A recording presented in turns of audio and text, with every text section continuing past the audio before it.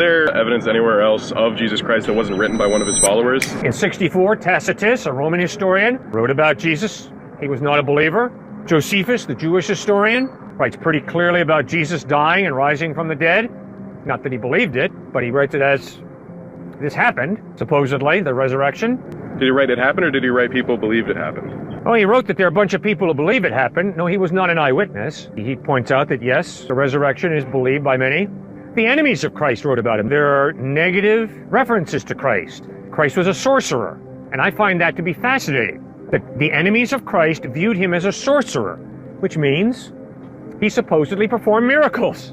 2nd century AD, Lucian of Roman Providence wrote this about the beliefs and practices of Christians during this time.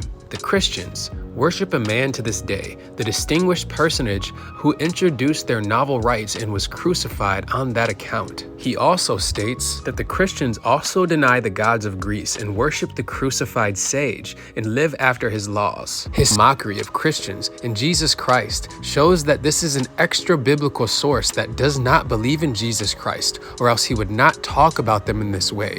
And in this extra biblical, non-biased source, we see that the followers of Jesus worshipped him, therefore showing Jesus is and always was God to be worshipped.